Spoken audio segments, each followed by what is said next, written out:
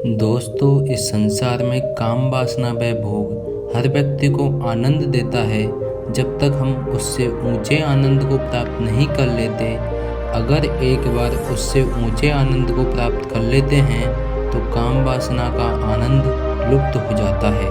हर व्यक्ति की युवा अवस्था ऐसा समय होता है जिसमें उसकी काम वासना चरम सीमा पर होती है, लेकिन वो व्यक्ति को ऐसा तरीका मिल जाए जिससे वो काम वासना को अपनी ध्यान की सीढ़ी बना ले तो उसका संपूर्ण जीवन आनंद से भर जाता है। हर व्यक्ति चाहते हैं काम वासना से छुटकारा, लेकिन काम वासना से छुटकारा पाने के लिए ऐसा क्या करें जिससे काम वासना से मुक्त हो जाए। दोस्तों, आपको काम वासना व भोग के बारे में संपूर्ण जानकारी मिल जाएगी।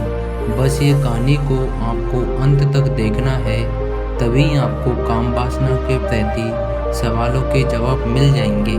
एक नगर में एक लड़की रहती थी, पर वो लड़की बहुत सुंदर थी, वह दिल की भी बहुत अच्छी थी।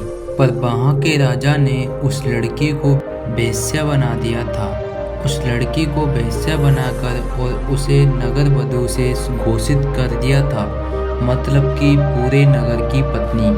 उसका नाम पहले तो चांदनी था, पर बाद में उसको वेश्या नाम से ही जानने लग गए थे। वहाँ के राजाओं ने उसके ऊपर बहुत अत्याचार किया था, जिसके बाद वेश्या के घर के बाहर बड़े बड़े राजा खड़े रहते थे, जबकि राजाओं को भी उससे मिलने का इंतजार करना पड़ता था। चांदनी धीरे धीरे इतनी धनवान बन चुकी थी कि वो पूरा नगर को खरीद सकती थी। चांदनी का शरीर से सुंदर उसकी आत्मा थी, जो सच्चे प्रेम के लिए तड़पती थी। वो चाहती थी उसकी कोई इज्जत करे, क्योंकि वो खुद वेश्या नहीं बनी थी, उसको राजाओं द्वारा जबरदस्ती बनाया गया था। चांदनी वेश्या बनने के बाद में वो बस खुश व प्रसन्न रहने का दिखावा करती थी, लेकिन वो अंदर से बहुत दुखी व निराश रहती थी। सभी लोगों से नफरत करती थी, क्योंकि उसको सभी लोग एक वस्तु के रूप में इस्तेमाल करते थे और उसकी इज्जत भी नहीं करते थे। पर एक दिन चांदनी पास के शहर में चली जाती है। वहाँ पर उसे एक संत भिक्षु नजर आई और चांदनी वो भिक्षु के पास चली जाती है और प्रणाम करती है, तो भिक्षु ने भी प्रणाम करा। चांदनी संत को देखती रही, क्योंकि चांदनी को जीवन में पहली बार इंसान होने का एहसास दिलाया था, जिससे वेश्या बहुत प्रसन्न हो गई थी और उस भिक्षु को अपने महल में भोज के लिए निमंत्रण देती है।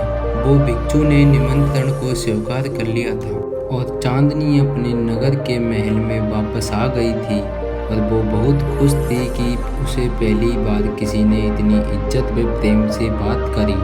उसे आज औरत होने का एहसास हुआ था कि कुछ दिनों बाद वो भिक्षु व उसका शिष्य चांदनी के महल में आ जाते हैं और चांदनी ने उनका स्वागत किया और उनको भोजन ग्रहण करवाया। भोजन ग्रहण करने के बाद चांदनी ने बोला, संत जी, मुझे ध्यान करना सीखना चाहती हूँ, वह आत्मज्ञान प्राप्त करना चाहती हूँ, क्या आप मुझे सिखा सकते हो? फिर भिक्षु बोला, एक दिन में ध्यान करना नहीं सीख सकती हो, इसके लिए बहुत कठिन परिश्रम करना पड़ता है। यह बात सुनकर चांदनी बोली, आप यहाँ पर मेरे महल में रुक जाओ। तब यह सुनाकर भिक्षु ने मना कर दिया था और वहाँ से चले जाते हैं। तब कुछ दिनों बाद चांदनी को अचानक से रास्ते में शिष्य मिल जाता है। तब चांदनी ने प्रणाम करा, आप मुझे ध्यान करना सिखा दो, मैं यह काम वासना से छुटकारा पाना चाहती हूँ, इसलिए आप मुझे शिक्षा सिखा दो।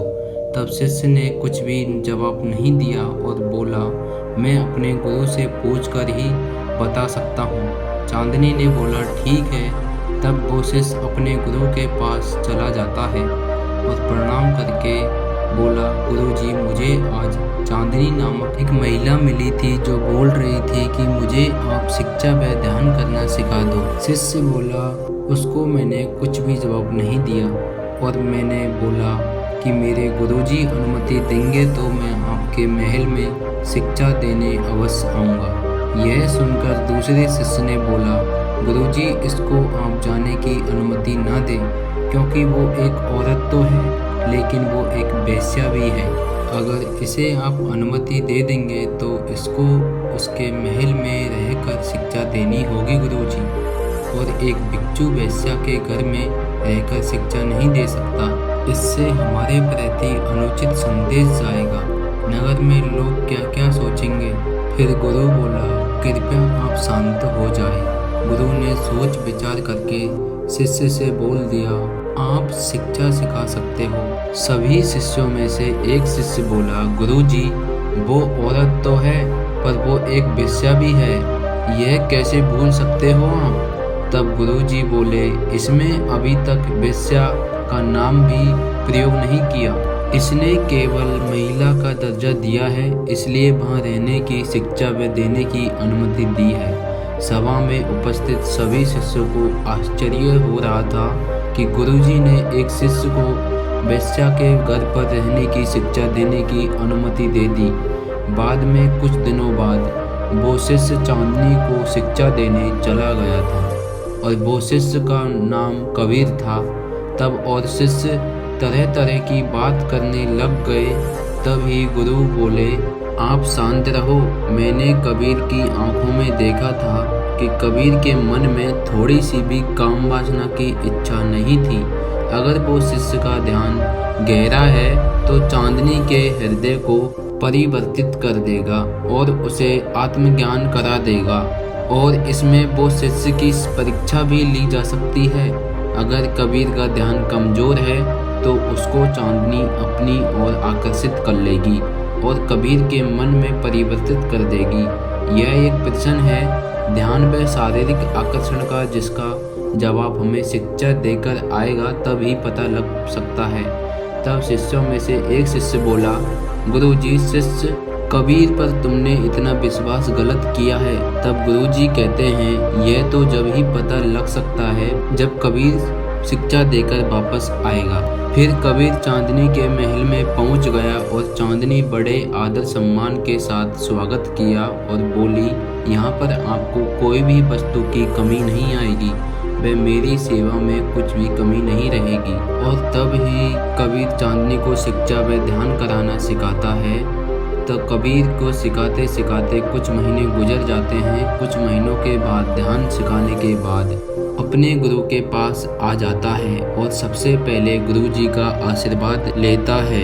तब गुरुजी अन्य शिष्यों को उपदेश दे रहे थे। तब थोड़ी ही देर बाद में वहाँ पर चांदनी भी आ जाती है।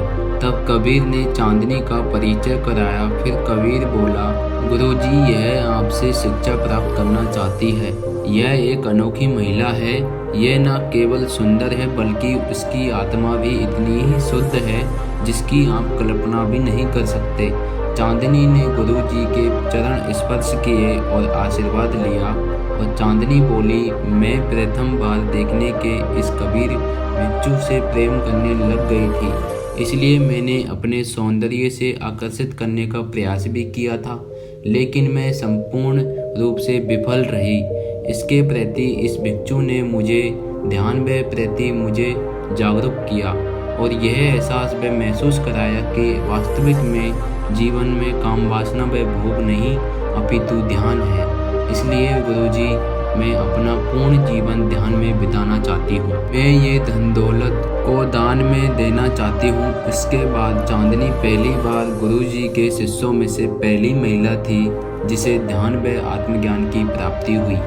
तब गुरुजी बोले, अगर तुम वेश्यों की संगति से डरते हो तो उस डर का वेश्या से कोई लेना देना नहीं है कि वो डर तुम्हारे मन के ऊपर है। तुम्हारे अपने कामुकता के दबा दिया है।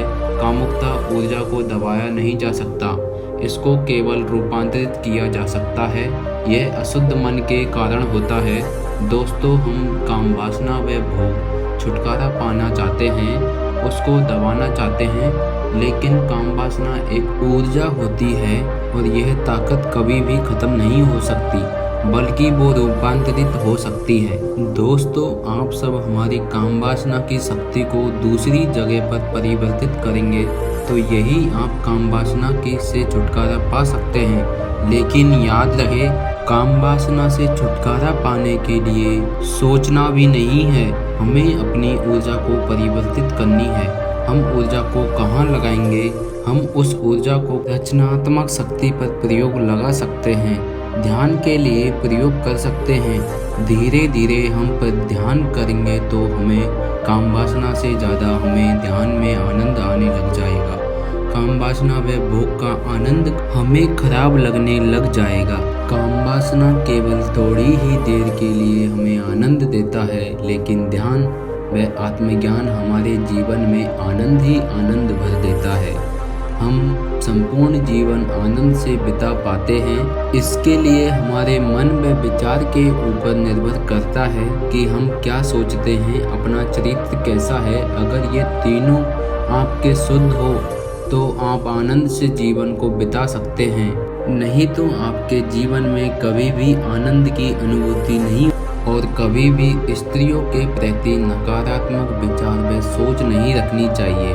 गुरु कहते हैं हमारे सभी के परिवार में माँ बहन होती है तो वो लक्ष्मी देवी के समान होती है। चाहे अपने परिवार में हो या बाहर हो, सबको इज्जत व सम्मान देना चाहिए, क्योंकि काम वासना के प्रति लोगों के मन में भिन्न भिन्न तरह के सवाल आ जाते हैं। वो कहते हैं कुछ और सोचते हैं और कुछ करते कुछ और हैं। जैसे हमारे परिवार में हम अपनी माँ बहन के देखने पर कोई गंदा विचार नहीं आता, वैसे ही कोई और को देखने पर आपको कोई गंदा विचार नहीं आना चाहिए। अगर जीवन में खुद को बस में करना सीख गए तो समझो जीवन जीना सीख जाओगे, और ऐसे करने से आपके जीवन में आनंद ही आनंद से भर जाएगा।